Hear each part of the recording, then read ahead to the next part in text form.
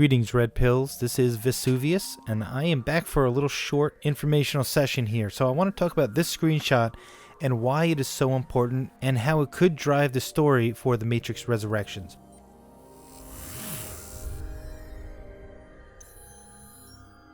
So in this screenshot, we have a character, an unknown character with code eyes. Okay, and that's a very important detail because that's something that we actually got back in the Matrix Online. And it basically meant that the machines had overwritten somebody. Before I get into the characters and how it broke down, I want to talk a little bit about machines overwriting people. It's happened a couple of times in the movie trilogy. Okay, so first we have Neo and Trinity, who were genetically designed human beings. Okay, they were specifically designed down to their DNA to carry the code to care for the people of Zion and then choose the correct door. The architect did everything in his power to stack the deck so that Neo would choose the correct door and the cycle would continue. Okay, now that we know the cycle is broken, I'm going to talk a little bit, maybe another time, about how the Matrix that we're seeing in the Resurrections trailer is probably not the same version of the Matrix. So we have Neo and Trinity, who had some machine programming. We had Agent Smith, who plays a key part, even though he's not a human. We have Bane. We have a character named Kryptos. And we circle back to Trinity, which brings in another group called the Oligarchs, who were seeking the power to merge machine programming with human consciousness. So I talked a little bit about Neo and Trinity and how they were kind of programmed. Okay, now Smith comes into this because Neo destroys Smith at the end of part 1 by jumping into his belly button. They trade code, as explained in Reloaded. Okay, Smith comes back in the next movie, and he has different abilities. He's more emotional. He's more human. And the Wachowskis have even said that as the trilogy goes on, Smith becomes more human, and Neo becomes more machine-like. And it's a lot because of how they traded code, something overwritten or copied. Okay, now this happens one more time in the trilogy, and that is after Trinity gets shot, Neo puts his hand inside of Trinity's RSI. They trade code. He's able to extract the bullet.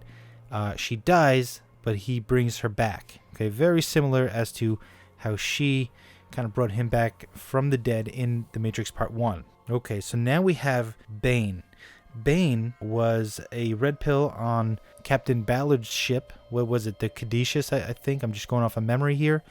And he was overwritten by Smith. And it almost looked like Smith, when he overwrote him and then picked up the telephone, he was like, well, I don't know if this is going to work. But he puts the phone up to his ear and boom, he is overwrote his consciousness. Now that is important because that has never happened before. As a matter of fact, when Bane is killed and the Smith virus is stopped in the real world, the machines saw that as an opportunity to recreate that Smith virus ability to overwrite humans. Okay, they already have the technology through agents to possess people, but they can't quite overwrite their consciousness, and they can't effectively install programming into people. And it's like, well, hold on one sec, because you just brought up Neo and Trinity. They were programmed by the Oracle, not by the architect, because he doesn't understand humans. Now, this is all from the Matrix Online. So let me tell you a little bit about this guy, Kryptos, okay? Kryptos was a Zionite. He was an extremist. He was more extreme than Morpheus. He wanted to destroy the Matrix by any means necessary. And he went missing at some point, and he turns up to be a radical machine sympathizer. He goes on to lead a group called the Cypherites, which take on Cypher's ideals. They want to protect blue pills. They want to go back to the pods. They want everyone to go back to the power plant.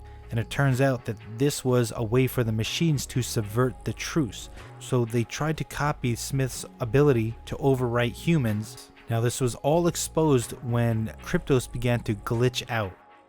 Seraph, the Oracle's protector and Sati's protector, gained the ability to see the code that was written into these humans, and he had a way to extract that code. So this all was exposed as the machines subverting the truce. Didn't break the truce, but it certainly stressed it. Now that truce did eventually break down, but it was actually because the architect interpreted the Zionites leaving Zion and getting a more fortified city as the straw that broke the camel's back. The architect said that that was a violation of the truce and it was over. Now, while Zion and the machines are fighting each other, they're back at war, a new threat enters the Matrix. And it's a group of humans who live outside of the machine's control in the real world. These humans were able to transfer their consciousness so that they could live on beyond their human form. So they enter the Matrix looking for a specific program that allows machine programming to interface with human biology. Okay, they called it the Biological Interface Program. Very similar to what Smith did and basically what Neo and Trinity are walking around with, or were walking around with.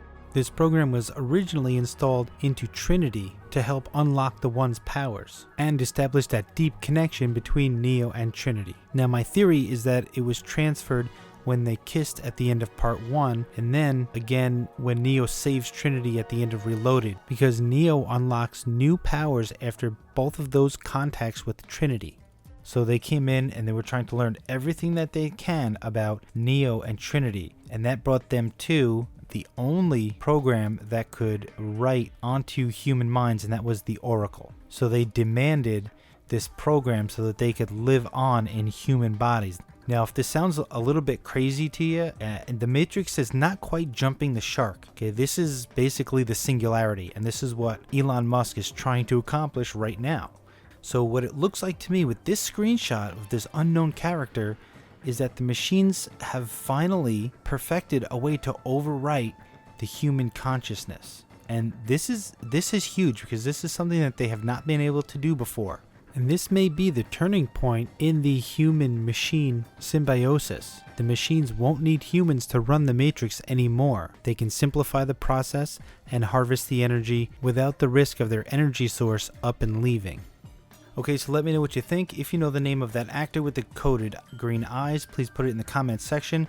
Let me know if you want to talk about the version of the Matrix that I think we're going to see in part 4, Resurrections. Like the stream, subscribe to my Instagram and YouTube at VesuviusMXO, and hit me up on Twitter. Check out the link for the Teespring and the Etsy shop and pick up some original Matrix online merchandise. Also, consider registering for Project Matriculated, a Matrix Resurrections premiere party hosted by Neo Matrixology. For now, Red Pills, I am Vesuvius, shutting down.